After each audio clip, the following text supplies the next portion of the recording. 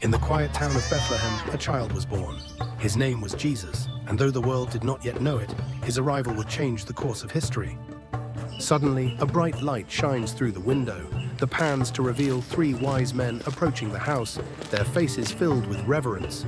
They kneel before the baby, offering gifts of gold, frankincense, and myrrh. We have traveled far, guided by a star to honor the King of Kings. Thank you. But how could this be? Though born in a humble manger, prophets had long foretold his coming. Jesus, the Messiah, had arrived to bring hope and salvation to the world. The wise men speak of a child, born to be a king. A threat to my throne? Find him.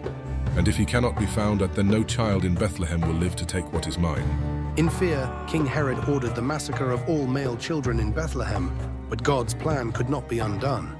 Mary, we must leave, now. What is it? I had a dream, an angel. Herod seeks our child's life. We must go to Egypt. Joseph gathers their few belongings. Mary clutches baby Jesus tightly, and they slip into the night, fleeing Bethlehem as the massacre unfolds behind them. 12-year-old Jesus stands in the temple, surrounded by teachers and scholars. He debates passionately, his voice calm but commanding. The scriptures tell us to love the Lord our God with all our heart and soul.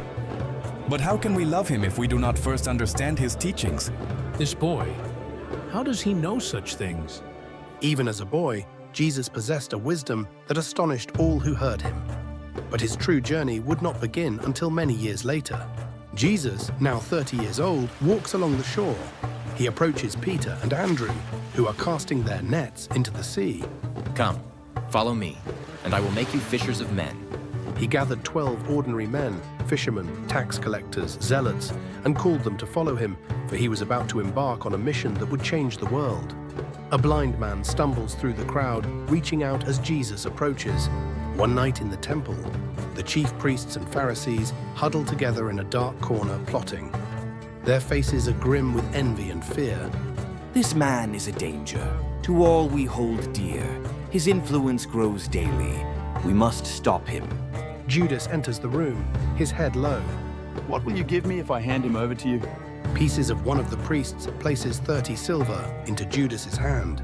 But not all followed him with pure hearts.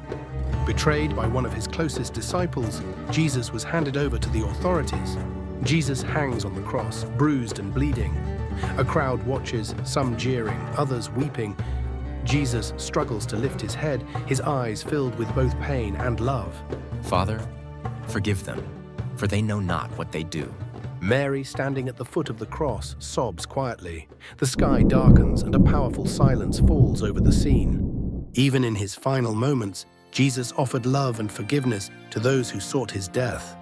His sacrifice was the ultimate act of mercy. The stone is rolled away. Mary Magdalene approaches, her eyes widening in disbelief as she sees the empty tomb. She turns, startled, as Jesus stands behind her, radiant in white. Do not be afraid. I have risen, just as I said. 3 days after his crucifixion, Jesus rose from the dead, proving that even death could not hold him. He appeared to his disciples, offering them peace and the promise of the Holy Spirit, a guide who would remain with them always. Go, and make disciples of all nations. And remember, I am with you always, to the end of the age. And so, with his ascension, the light of Jesus continued to shine through his followers, spreading a message of hope, love, and salvation to the ends of the earth.